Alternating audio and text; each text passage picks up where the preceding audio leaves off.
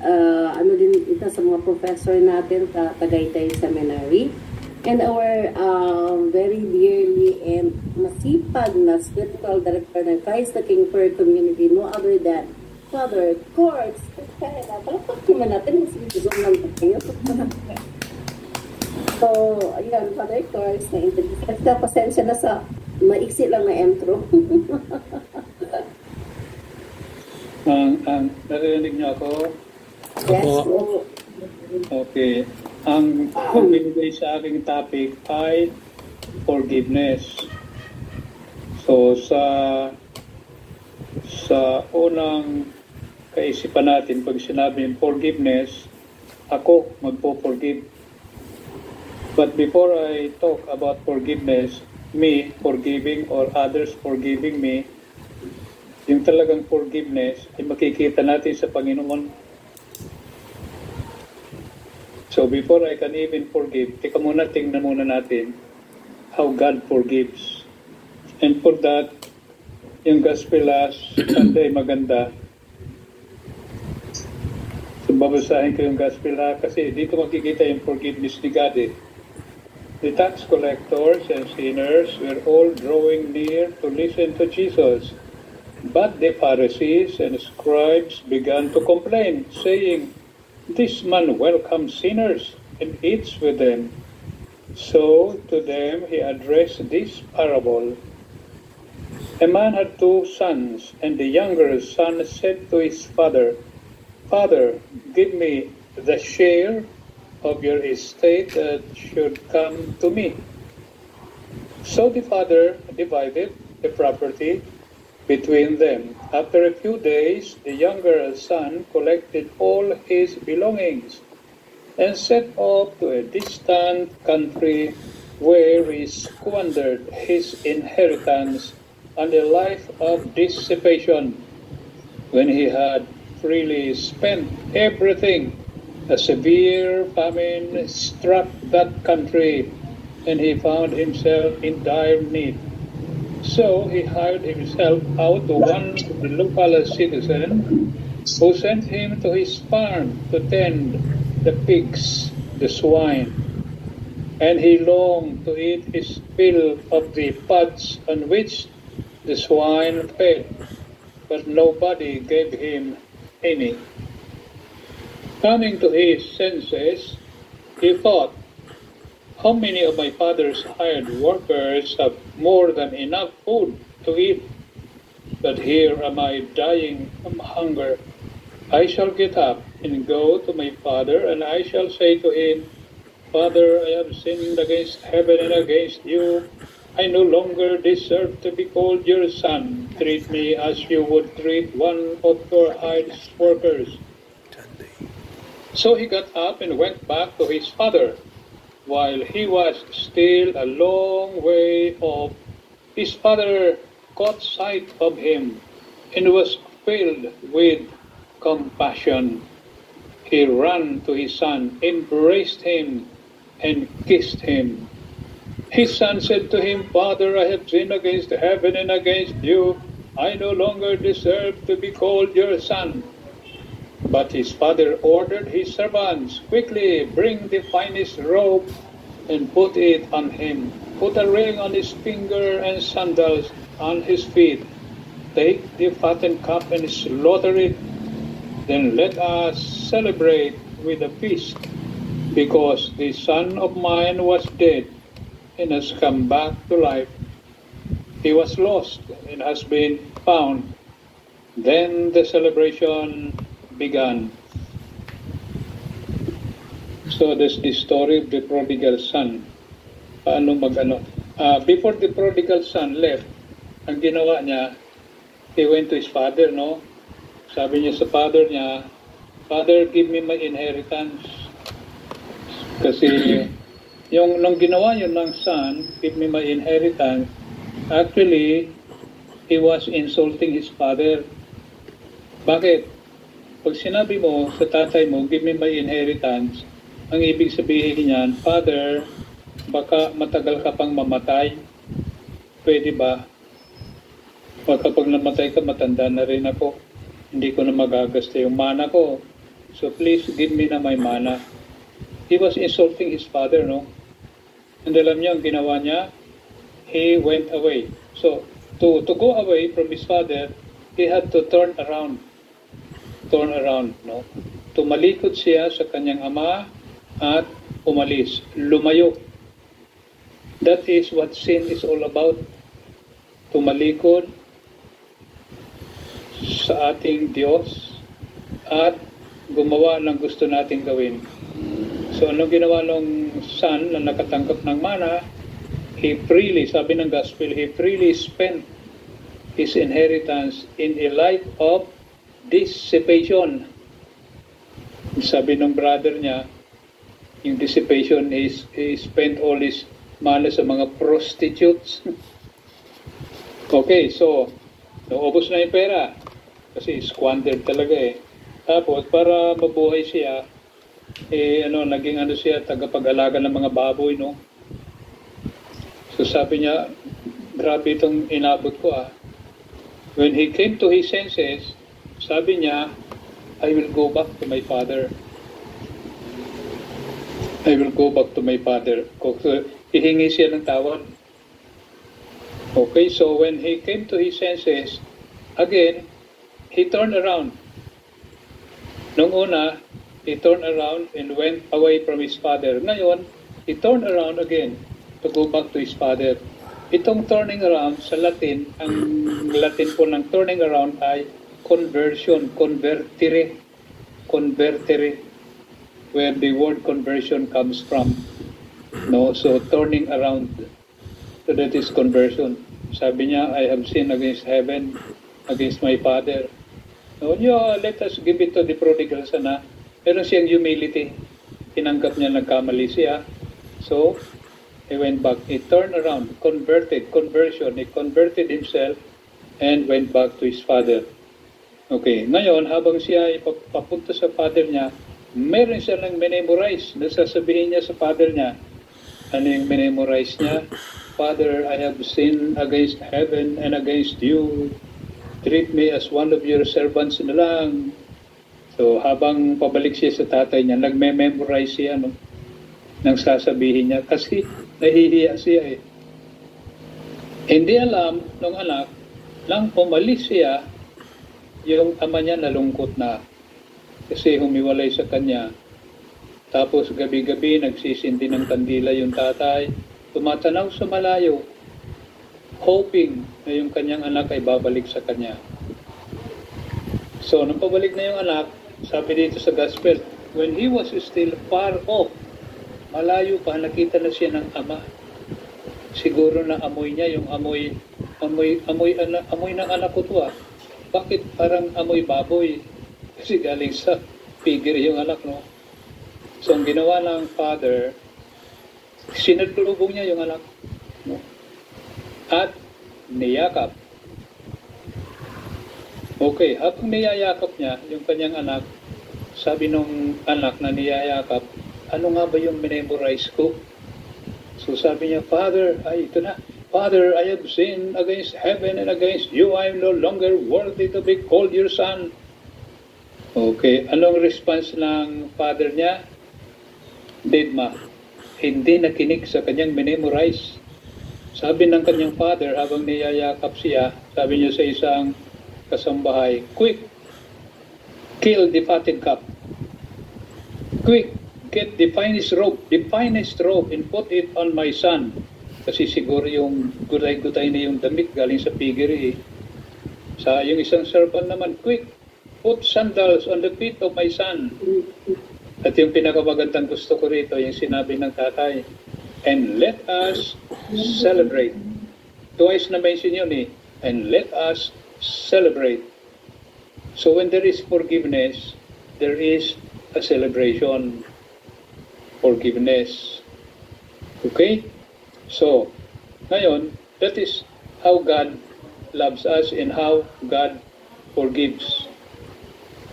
So, the isang characteristic ng ating God, He is forgiveness. He forgives. Pinakalimutan na yung lahat. Basta you turn around and towards Him, no? turn around, sinalubong siya, conversion. His son converted himself, turned to his father, and then he was immediately embraced by his father. Okay, so ganyan kalaki ang awa at pagmamahal at forgiveness ng God. Pero yung prodigal son, hindi niya alam yun.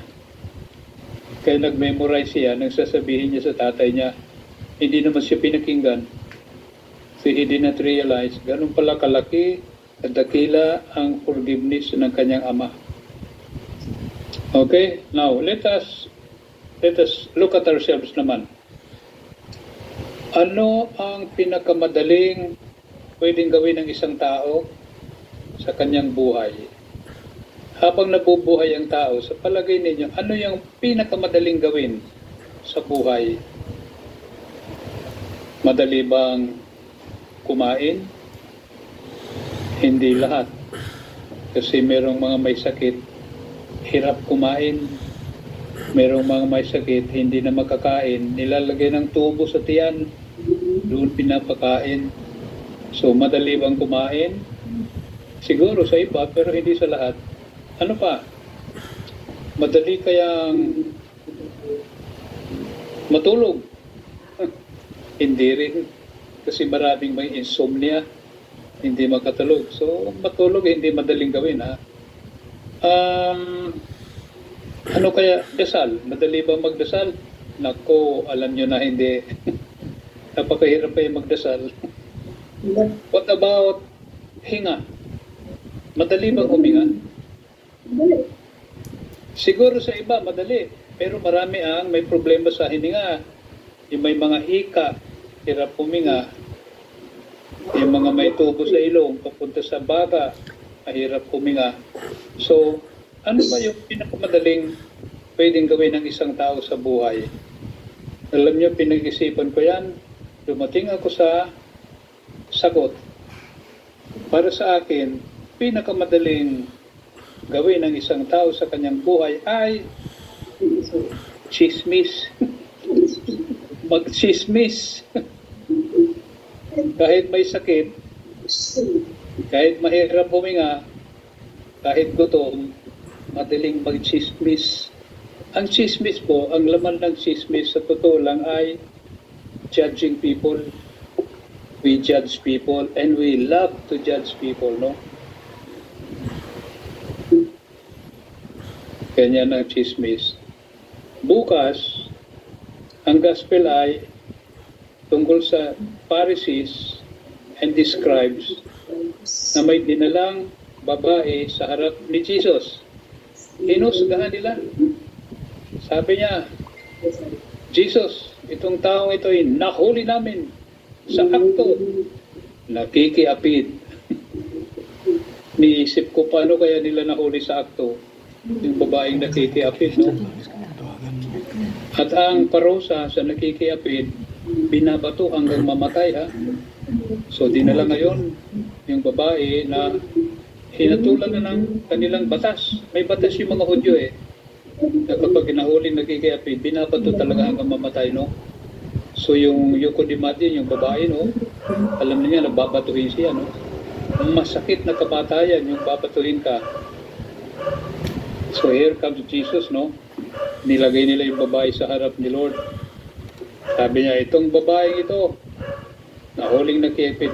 They were judging the woman. No? Napakadaling gawin yan, They were judging the woman. Okay. So, anong ginawa ni Jesus? Sa kauna-unahang pagkakataon, mababasa natin sa Bible, si Jesus nagsulat, pero hindi sa papel. Nagsulat siya sa lupa. Siguro mga buhangin doon, nagsulat siya. Hindi natin alam, hindi sinasabi sa gospel kung ano yung sinulat ni Lord. Pero yung mga dalubhasa sa Biblia, meron silang mga theory, merong opinion. Ang isang opinion, ito, tatanggapin ko itong opinion na ito. Nang nagsusulat si Jesus sa lupa, sinusulat niya yung tumingin sa sinusulat niya, yung pinakamatanda doon, tumingin. Ano ba itong sinusulat ni Lord? Yung sinulat ni Lord ay yung kasalanan ng tumitingin. Kaya natauhan yung matanda. Beginning from the eldest, sabi sa gospel, umalis, napahiya. Bakit? Siya pala may kasalanan din. Kasi sabi ni Jesus, okay, yung walang kasalanan, siya ang unang babato sa babaeng ito. Nung tinignan nung ano yung sinusulat ni Jesus, sinulat niya, no, sabi ni Jesus sa sulat, ikaw, mandarambong, ikaw, nakikiapid rin. Yung mga tao, isa-isang tumingin sa sinusulat ni Jesus, isa-isang sinulat ni Jesus. Yung mga kasalanan ng tumitingin, napahiya silang lahat. Kaya naubos, nawala silang lahat. So yung babae naiwan sa harap ni Jesus. Sabi ni Jesus, oh, babae, nasaan na yung mga magbabato sa'yo? Tumingin yung babae sa kapaligiran, ninenervyos. Sabi niya, wala na, Lord. Sabi ni Jesus, neither I will I condemn you. Sabi niya, go and sin no more. So kita natin yung father sa prodigal son. Makikita rin natin kay Jesus, no? Yung pinatawad niya ngayon. Okay. So, ano yan God the Father, si Jesus, nakita natin paano magpatawad. Tayo naman, titingnan natin ang ating sarili. Marunong ba ako magpatawad? Meron ba akong mga sama ng loob hanggang ngayon? Meron ba akong kaaway? So, ito yung yung topic natin ngayon, forgiveness. Alam ko ba mag-forgive? Okay, bago tayo mag-forgive, siguro silipin muna natin ang consequence pag meron akong tinatagong sama ng loob. Pag meron akong sama ng loob, pag meron akong kaaway, ano ba yung side effect kung meron akong sama ng loob? Ano kaya? Pag meron akong tinatagong sama ng loob. Alam po ninyo, nung nasa Mindoro kami, nag-summer camp kami doon. Marami kaming dalang gamot. Tapos, nagkakatikisim kami sa mga bata. Sa gabi, yung mga matatanda, pumupunta sa amin, humihingi ng mga gamot, sakit sa ulo, tiyan, lagnat, ubo. Kasi bago kami pumunta sa Mindoro, nag-collection kami ng mga gamot. Naghingi kami sa pharmaceutical na mga gamot na binigay. So, may mga gamot kami dala. Ngayon, isang gabi, merong dumating na isang tricycle driver. Yung kanyang muka ay may mga bukol. At bawat bukol, merong lumalabas na fluid. No? Sabi ng tricycle driver, pumunta na siya sa doktor, pumunta na sa herbalaryo, hindi gumagaling.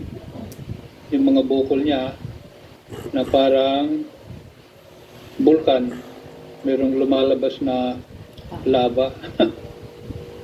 Sabi namin, infection lang to. Ano lang to? Ang gamot dito ay antibiotics.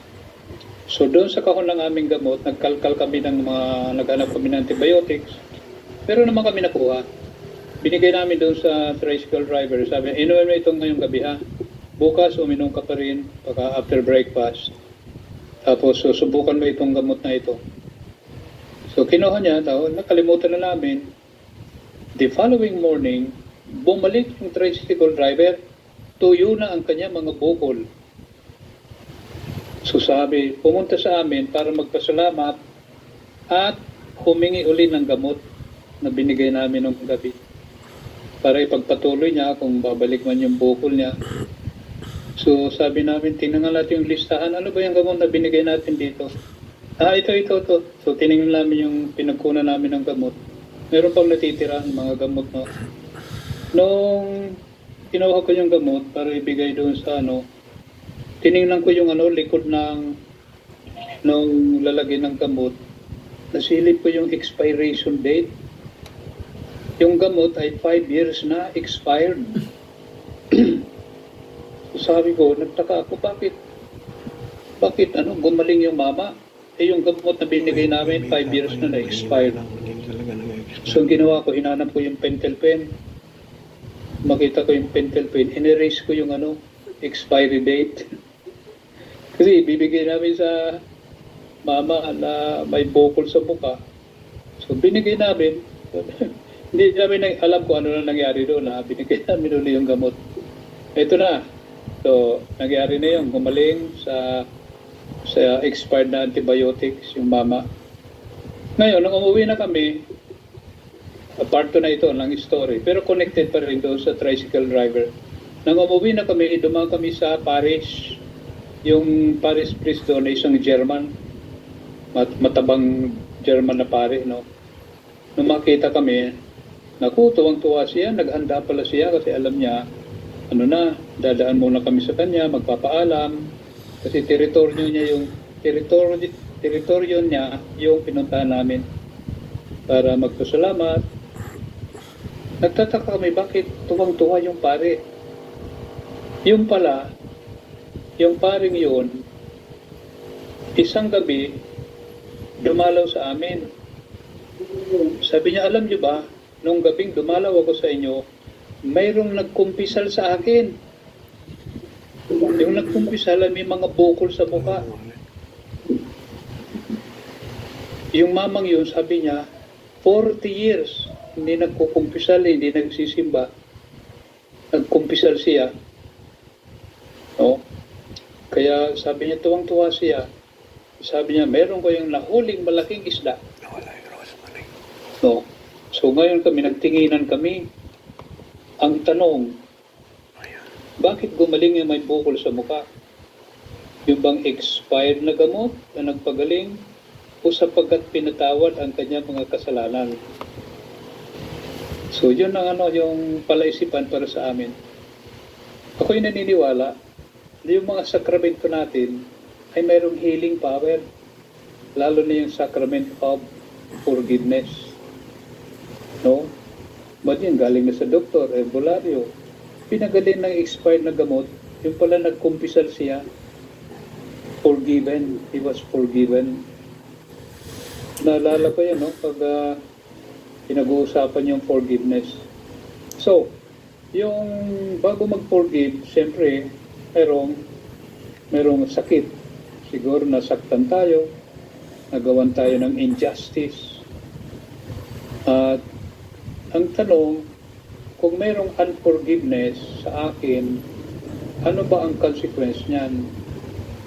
So, tulad ng kutsero, ilang taon na hindi nagsisimba, no? Siguro tambag-tambag na rin yung mga kasalanan, no? And then comes forgiveness. Ngayon, tayo naman, kailangan din mag-forgive. Sinong ipo-forgive natin? Number 1, sarili natin. We should learn how to forgive ourselves. Pag nagkakamali tayo, pag nakakasala. Kasi may mga taong hindi ma-forgive yung sarili nila. So pag hindi na-forgive ang sarili, nabubuhay ang isang tao puno ng guilt sa kanyang budhi. Pag tao ay puno ng guilt sa kanyang conscience, sa kanyang budhi, hindi masaya ang buhay. Hindi masaya ang buhay. Kaya yung mga scrupulous na tao, hindi masaya, laging malungkot. Kasi lagi silang guilty. No, nakapatay lang ng langaw, kala nila kasalanan na, no? Kasi thou shall not kill, sabi sa commandment. Mga scrupulous, mga yan, yung burden sila ng kanilang conscience, ng kanyang budhi. So isang consequence ng unforgiveness ay yung nagdadala ako ng hindi lamang pabigat sa aking puso at damdamin, kundi meron akong tinatagong toxin. Unforgiveness is toxin. Unti-unting pinapatay ang ginhawa, ang tuwa, ang ligaya sa ating buhay. Unforgiveness. Isa po yan sa consequence ng yung hindi marunong magpatawad. Noong isang buwan, merong alin na pumunta sa akin Nagtatanong anong gagawin sa kanyang asawa. Sabi ko, bakit? Anong nangyari sa asawa mo? Father, yung asawa ko hindi na makatulog. Hindi na makakain. Depressed na depressed siya. So ang tanong ko, bakit naman nade-depress? Bakit hindi makatulog at makakain? Kasi Father, yung asawa ko gustong maghiganti. Mayroon yatang nakaaway. Gusto niyang maghiganti, Father. Ayun, hindi na makatulog, hindi na makakain, nade-depress. Bakit? There is unforgiveness in his heart. Isang ano yan side effect ng unforgiveness. Meron tayong dinadalang pabigat, toxin, at ipinasok natin ang ating sarili sa isang bilangguan. We have to release ourselves from that. No, kasi pag mayroong sama ng loob sa puso ko, mayroong mga consequences. Bukod sa guilt, bukod sa pabigat at nilalason ko yung sarili ko, yung hindi ko pinatawad ay maginhawang nabubuhay, masarap ang tulog, magandang kumain. Ako naman, nadi-depressed. So, side effect ng unforgiveness, talaga lalasunin ang ating buhay. Ano pa? So, pabigat, toxin, bilangguan, at sakit. Bodily sickness, bodily sickness. Yung unforgiving heart.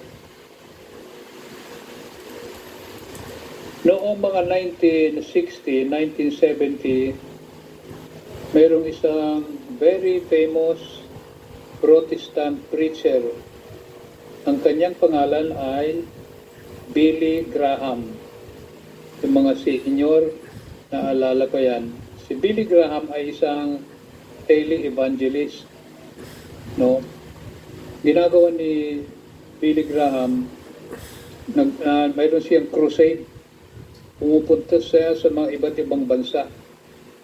Ang bansang napuntahan niya ay 185 countries. Ang crusade na ginawa niya umabot sa 200 crusades in his life. At yung estimate sa survey, yung estimate ng mga tao na nakinig sa kanya ay umabot sa 215 million people listen to Billy Graham. Kahit ako nakikinig dyan kay Billy Graham, nung very famous pa yan. Yung television noon, black and white pa. Bukod kay Bishop Fulton Sheen, si Billy Graham din, isang tele-evangelist na Protestant. Okay, ano naman itong si Billy Graham? Isang araw, si Billy Graham, walang magawa, pumunta siya sa isang ospital. Tapos isa-isa niyang binisita yung mga may sakit at kinausap. Oh. So the whole day, yun ang ginawa ni Billy Graham. So yung mga pasyente naman, din natutuwa. Binisita sila ng isang very famous preacher, Protestant preacher. Noong matapos na dumalaw sa buong araw si Billy Graham sa ospital, na-interview siya ng mga announcer at yung mga tele-announcer. Tinukunan siya ng TV habang ini-interview. Doon sa interview, nabanggit ni Billy Graham ang sabi niya, na-record ito sabi niya, alam mo, doon sa announcer, alam mo na nakausap po yung lahat ng pasyente dito sa ospital na ito. At ang aking observation at conclusion, kung ang lahat ng pasyente sa ospital na ito ay matututo lang magpatawad, kalahati sa kanila lalabas na ng ospital magaling na. Napil ni Billy Graham nung kinakausap niya, maraming may mga sama ng loob at galit doon sa mga pasyente. Kaya sabi niya, if only the people here in this hospital will forgive, learn how to forgive, one half of them will come out of this hospital healthy. Ano sinasabi ng Billy Graham, very famous person? Unforgiveness makes us sick. Pati yung katawan pala naapektuhan kapag hindi tayo marunong magpatawad. Okay, so importante pala magpatawad. Lalo na, it is Lenten season yung pagpapatawad. Kung meron pa namang sama ng loob sa puso ko, pero pa akong hindi pinapansin dyan, hindi kinakausap, meron pa akong galit. Okay? So dito napasok ang ating Panginoon. Jesus said, love your enemies. Bless those who curse you. Do good to them that hate you and pray for them. Nasa gospel yan. Sabi ni Jesus, tinuruan niya yung mga disciples niya, this is how you are going to pray. Our Father in heaven, forgive us our trespasses as we forgive those who trespass against us. Yun ang gusto ni Lord. Para mabuhay tayo maginhawa. Learn how to forgive. Kasi dito sa mundong ibabaw, walang ganap. Nothing is perfect. We have to learn how to adjust and especially how to forgive.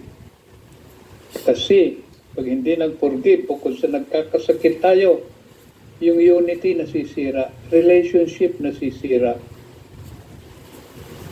Halos lahat ng away, nagmumula dyan. Unforgiveness. Gustong gumanti. Gagantihan kita kahit mga gera, pantaigdigang digmaan. Nagmumula yan sa unforgiving. Merong nasaktang hari, reyna, politician. Ayun, magkikipaggera na. No? So, unforgiveness also brings disunity. Disunity sa community. At syempre, ako rin, hindi makakatulog, hirapang kumain, kasi nga, mayroon akong sama ng loob. Hindi ko maipasingaw, maipalabas yung sama ng loob ko. Lalo na pag kinimkim ko ito, no? Lalong mabubulid ako sa hindi magandang katayuan at kasasapitan. Okay, ngayon. So, kung ang ating ang sabi ni Lord sa atin, love your enemies, forgive those who trespass against you. Ang forgiveness, sa totoo lang, aminin natin, ay mahirap gawin ang magpatawad. Okay? So, pero sabi ni Lord, love your enemies. Sabi ng isang teenager sa akin, nagre-retreat siya kasama ang mga classmate niya sa school. Sabi niya, pwede ba ako pa din magpatawad? Sabi ko, bakit? Anong problema? Kasi masama pa yung loob ko eh. Pwede ba akong magpatawad kahit masama pa yung loob ko? Hindi ba kaplastikan yan? Nagpapatawad na masama pa yung loob, hindi ba kaplastikan yan? Papatawad masama pa yung loob mo. Ang sagot ko sa kanya, hindi kaplastikan ang tawag yan. Kung masama yung loob mo at nagpatawad ka, ang ibig sabihin niyan, sa halip na kaplastikan, ang tawag yan ay nilampasan. Masama yung loob mo, emosyon yan.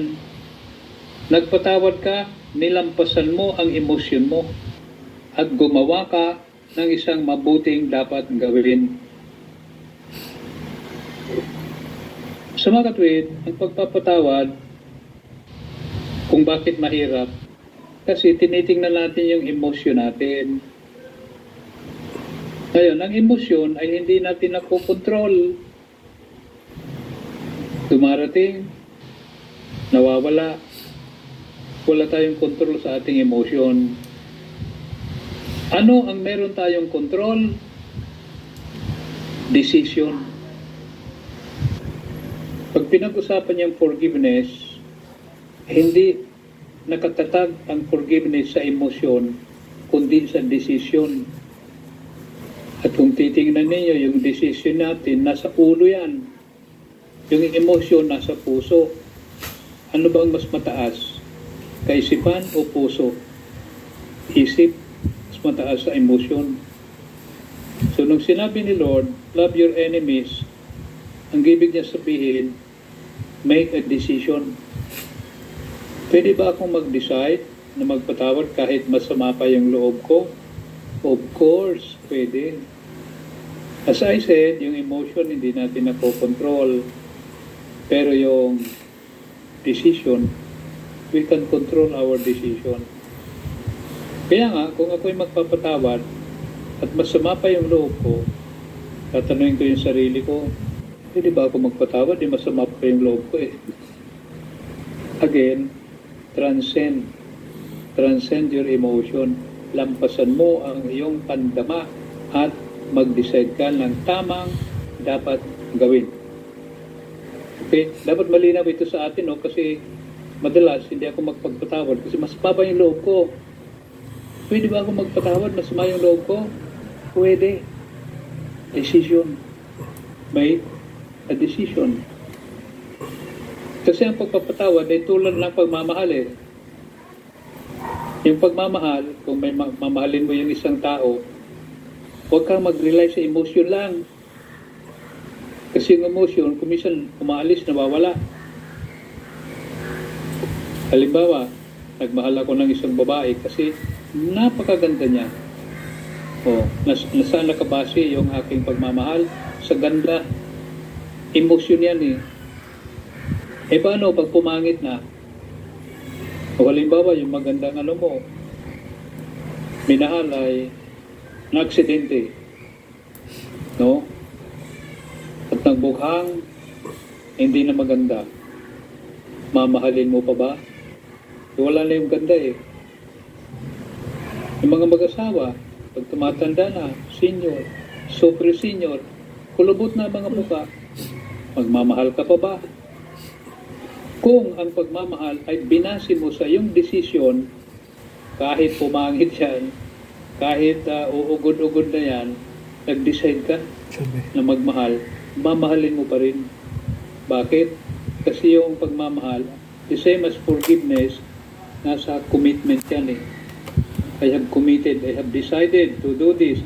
I have committed, I have decided to love you. Ayun. Kahit pangit ka na, kahit may sakit ka na, aalagaan na kita. Yung kapitbahay namin dito sa Tagaytay, mahal na mahal niya yung mister niya na stroke. No vegetable, nasa wheelchair lang, tulo lang yung laway. Pero inalagaan niya yung kanyang husband for 13 years. For 13 years. Alam namin yun kasi pag nagbe-birthday yung husband niya na nasa wheelchair, tulong-tulo yung laway, iniimbita kami, nagsiselebrate kami. Tapos ilalabas niya yung husband niya. Hindi naman alam ng husband niya kung anong nangyayari, no? Kasi parang nasira na rin yung ang kaisipan. Pero for 13 years, inalagaan niya, minahal niya yung husband niya, at tumutulo na yung laway. Bakit? Kasi nag-decide siya noon pa, mamahalin ko itong taong ito. So yung pagpapatawad pala, kung tayo magpapatawad, we have to make a decision, right decision. Bakit? Para maalis yung toxin, para makalabas ako sa bilangguan na aking inilagay sa sarili ko, para hindi na ako magkasakit, para makatulog ako ng mahimbing. No? At saka, importante, sabi ni Lord, mag-forgive ako, I will decide to forgive. Alam niyo yung sacrament of forgiveness, ang tawag natin ay confession. Kung minsan, ang tawag yan ay reconciliation. tumalikod tayo kay Lord, babalik tayo kay Lord through the sacrament of confession. Okay. Yung confession po ay parang pagpapatawad ng prodigal son, yung ama nagpapatawad. Kanina may kausap ako, no, sabi niya, Father, mayroong mga pare nagagalit sa kumpisalan, pinapagalitan kami. Ang turo ko naman sa mga seminarista namin dito, wala kayong karapatang maggalit pag kayo nagpapakumpisal. Ang mga kasalanan ng tao na kinukumpisal sa inyo ay hindi kasalanan sa inyo. Kasalanan kay Lord yan. Kasi may mga pare talaga, kahit ako nag-experience na yan, no, nakagalit yung pare. I never do that in the confession. Gusto ko ma-feel ng mga nagpo-confess yung tatay ng prodigal son na niyakap sila. Hindi pinakinggan yung kanilang confession. Diba, kung minsan yung confession natutuon sa mga kasalanan, kaya marami nagko-confession, may dalang listahan para huwag na makalimutan, no? Para yung prodigal son, nag-memorize din ng sasabihin. Hindi naman siya pinakinggan kung mag-confess siya kasi tuwang-tuwa ang kanyang ama. So ako'y naniniwala na kung gusto ko maging masaya si Lord, bibigyan ko siya ng pagkakataon na makapagpatawad. And then God will be very happy. So sa gospel doon sa prodigal son, chapter 15 of St. Luke, 2 beses nabanggit, let us celebrate. Let us celebrate. So yung forgiveness ni Lord, kailangan din pala isasalamin natin sa buhay natin. Na tayo rin ay maging katulad ni Lord, mapagpatawan. Kahit masakit, kahit yung patatawarin ko, hindi pa nagbabayad ng utang, no? Kahit yung patatawarin ko ay sinaktan ako. Ginawan ako ng injustice. No? Kasi pag hindi ako nagpatawad, ako kawawa. Sa totoo lang. No? Doon naman sa mga sa mga taong madaling magalit, meron akong sinusunod na parang saying, or a principle, no? Pag ako'y nagagalit, naiisip ko yung principle na ito, naiibsan yung galit ko. Sabi ng principle sa wikang English, whoever angers you, conquers you. So kapag nagagalit ako, tinatanong ko yung sarili ko, do I want to be conquered? Kasi I allow other people to control my emotion. Kaya ako nagagalit. Sa totoo lang, nakakatulong din sa akin yun. Kasi medyo madali rin ako magalit. Whoever angers you, conquers you. So, pag hindi nagpatawad, pag mayroon akong sama ng loob na kinikimkim, I allowed myself to be conquered. Conquered. So, pagkawalan yan, mga ano ha? Learn how to forgive by deciding how to forgive. Kasi yung decision na kukontrol natin, emotion we cannot control, no?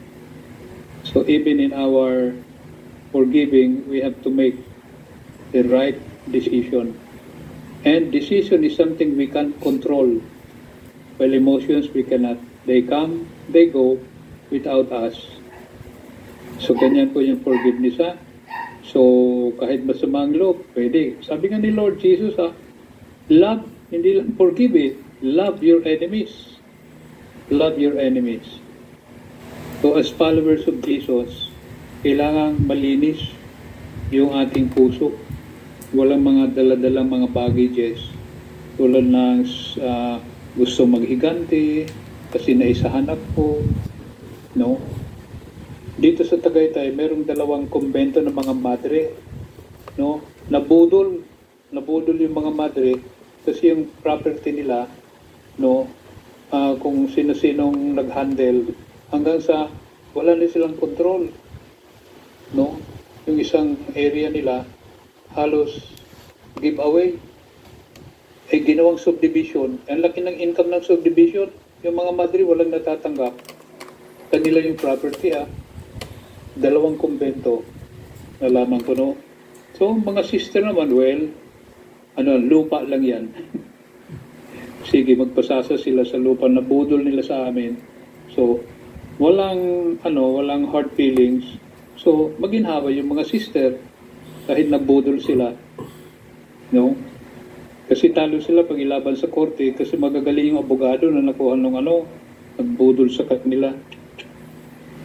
So, ganon, at least maginhawa sila kahit nawalan ng property. Sabi ng mga madre, property lang yan. Pero kahit ako, medyo sumama yung loob ko, no?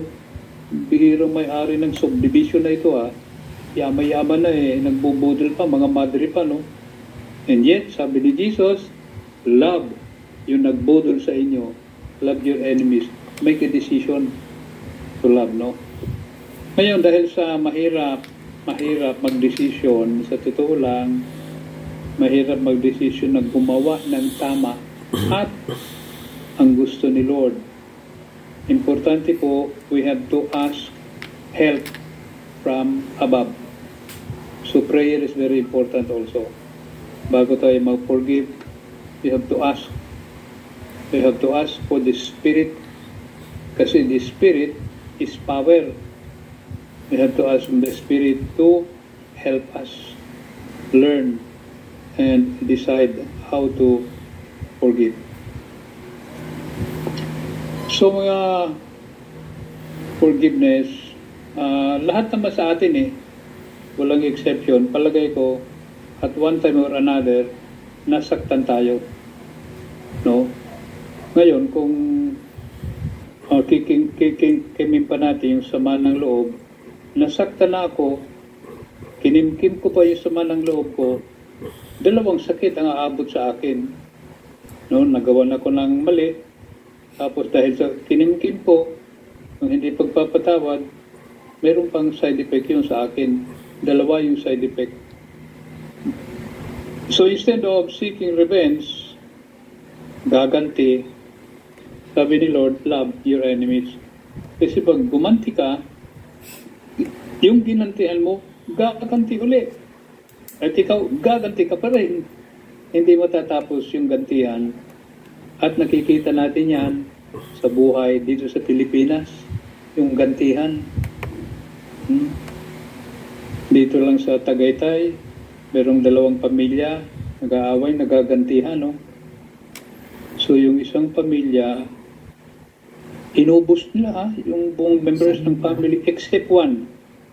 Yung isa na itago namin sa seminary sa Quezon City. Siya lang ang nakaligtas, no? Kasi gantihan yung family. So anong kalalabasan ng gantihan? Mauubos ang lahi. That is a physical consequence, no? Kaya sabi ni Lord, learn how to forgive like the father of the prodigal son. Kahit ininsulto siya, kinuha ang kanyang kayamanan at ginasta sa kung ano-anong mga pagkakagastusan, pero bumalik, na-realize nila, no, nagsisisi. Isang siguro, para gumaan ng konti ang pagpapatawad, kung mayroon man tayong gustong patawarin, is learning to understand. Tingnan yung other side. Bakit nagawa nung kaaway ko itong ginawa niya sa akin?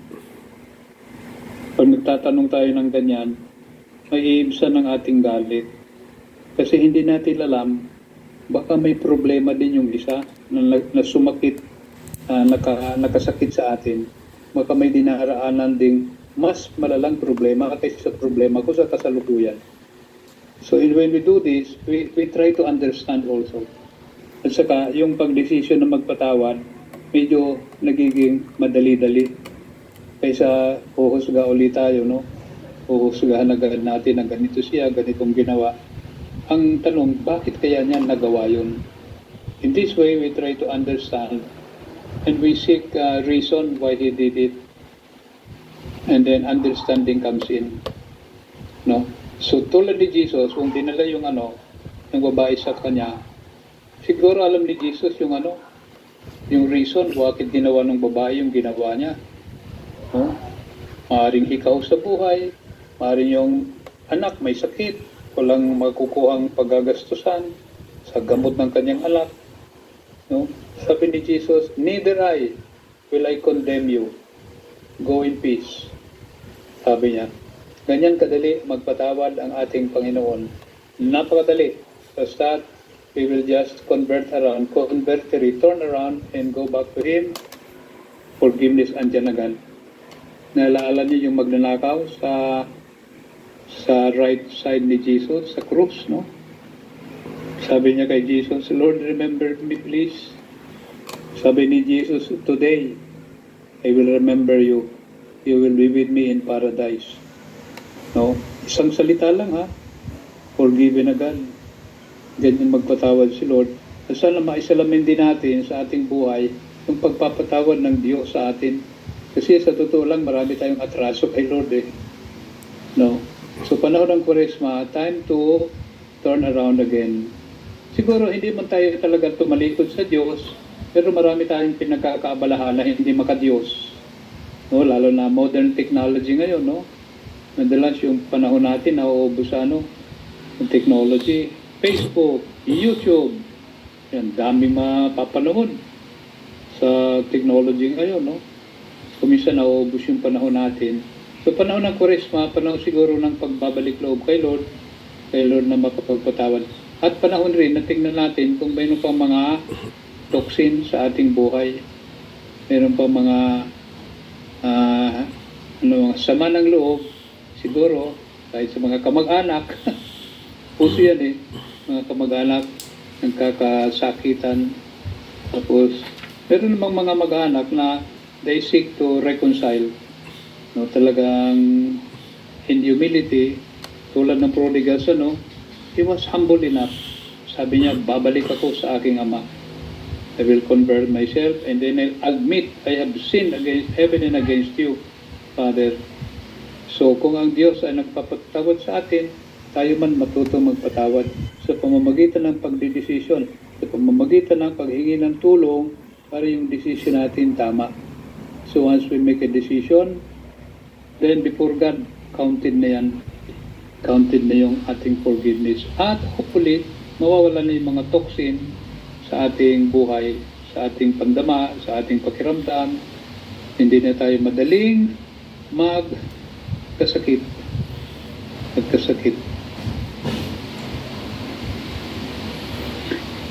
Kaming mga pare din, kailangang maging tulad ng tatay ng prodigal son. No, kasi kuminsan iniisip ko rin, no, pagkatapos ko magpakumpisal, marami na ako napakumpisal kasi daming mga retreatants dito sa Tagaytay. Umabot siguro sa mga 20,000 yung mga napakumpisal ko. Ang ano ko naman, kuminsan naiisip ko, pagkatapos magkumpisal ng mga estudyante, ng mga retreatants, masaya ba ako? At nakapagpatawad? Pero sabi ko, bakit parang hindi ako masaya? Kasi yung tatay na prodigal son let us celebrate. Ang saya-saya pag mayroong mga bumabalik kay Lord, no? So, yun din. So, kung isang aral sa akin ng forgiveness, when I forgive, I should be happy like the Father in heaven. Very happy siya pag nakakapagpatawad. Okay. Okay, finally, meron akong kilalang pare, nakita ko yung yung reflection ng pagpapatawad niya sa mga nagkukumpisal sa kanya. Yung una ay isang batang pare, nagkumpisal ako sa kanya kasi nadidepress ako noon. Doon sa Retiro, may simbahan dyan Naghahanap ako ng mga kukumpisalan. Nakita ko yung confession box, merong paa na nakalabas. Ay, sabi ko, tama-tama, may pare nakaupo sa kumpisalan. Nagkumpisal ako sa kanya. Batang-batang pare. Ang sabi niya sa akin, Father, kasi alam niya pare ako, sinabi ko na pare ako, sabi niya, Father, you are too hard on yourself. No, give yourself a break. Huwag ka masyadong mahigpit sa sarili mo, no? I will never forget that confession. Kasi yung pare, very kind, very gentle, no? Batang-batang pare. Sabi ko sana maging ganyan din ako pag may mga humihingi ng tawad, no, kay Lord. Yung isa pang pare na nalaman kong parang salamin ang pagpapatawad ni Lord. Ito naman ay nangyari sa sa Santa Cruz Church. Nalaman ko ito doon sa isang penitent na pumupunta doon sa pare sa Santa Cruz. Na-meet ko ito sa loob ng bus. Nung malaman nung katabi ko sa bus na pare ako, nagkwento siya. Sabi niya, alam mo, Father, tuwing isang buwan, lumalabas ako ng Maynila. No? Galing sa probinsya. Sabi niya, meron siyang business sa Maynila. Every month pumupunta siya. Ang problema, sabi niya, doon sa probinsya namin, yung asawa ko, ayaw niya nang makipagtalik sa akin. Kasi nahihirapan na raw siya. Kaya tuwing lumalabas siya ng Maynila, pumapasok siya sa mga bahay aliwan. Pagkatapos siyang pumunta sa bahay aliwan, tuloy na siya sa Santa Cruz para magkumpisal. Sinabi niya, nagkwento siya sa akin eh. Ngayon, tuwing pupunta siya sa Santa Cruz para magkumpisal, he goes there at the same time every month to the same priest with the same sin. So buwan-buwan, pupunta siya sa mga prostitute, tapos tuloy sa Santa Cruz para magkumpisal, tapos uwi sa bahay. Ang kwento niya sa akin, nang katabi ko sa bus, sabi niya, isang confession niya, nasabi niya doon sa pare, sabi niya, Father, ano yun, nahihiya na po ko sa inyo, kasi buwan-buwan, andito ako nagkukumpisal ng isang kasalanan, yun na lang lagi. Nahihiya na po ako sa inyo, Father. Alam niyo yung pare, sumagot siya. Sabi nung pare sa kanya, well, my son, see you next month. See you next month.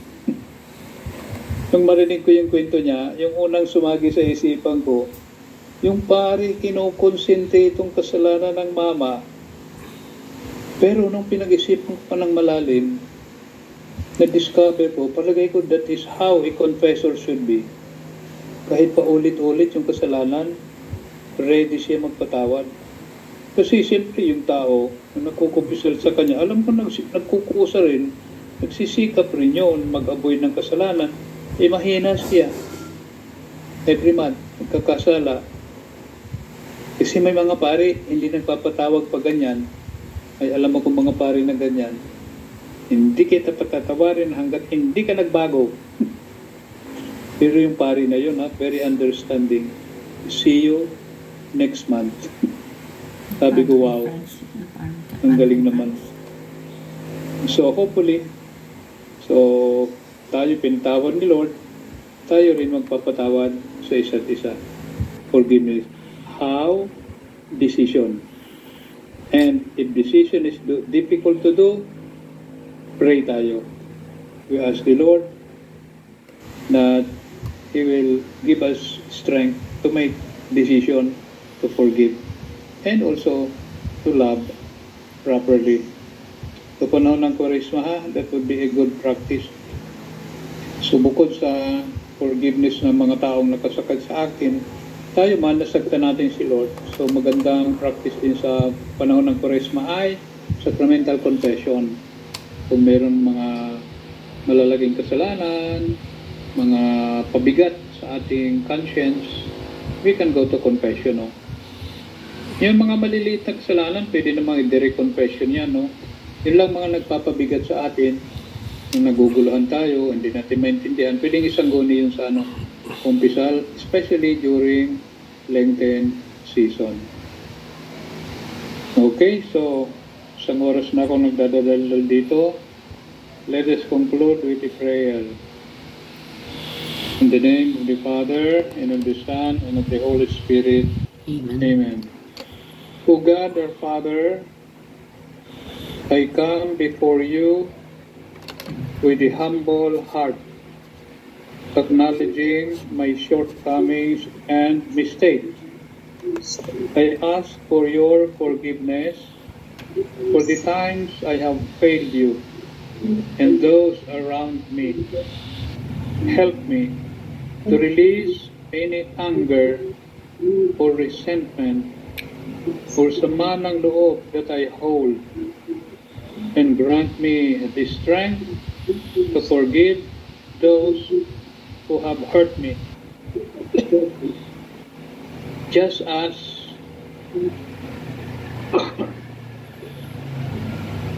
you have forgiven me. May your peace and healing fill my heart and guide my actions. I ask this through your Son Jesus and the Holy Spirit, God, forever and ever. Amen. Amen. The Lord be with you. And with your spirit. Kindly bow your head and pray for God's blessing. Basbasan kayo at lingapin, akayin kayo at kalingain. Iyakapin kayo at pildayo sa kapahamakan. Gawaran kayo ng lakas at kalusugan. Mamuhay kayong maginhawa, ngayon at kailanman. Gawaran kayo ng lakas at kalusugan. Mamuhay kayong mapayapa, ngayon at kailanman. At pagpalain kayo ng makapangyarihan at mapagpagaling na Diyos Ama at ng Anak at ng Espiritu Santo. Amen. Amen. Maraming salamat, Father Fork, sa napakagandang recollection about forgiveness.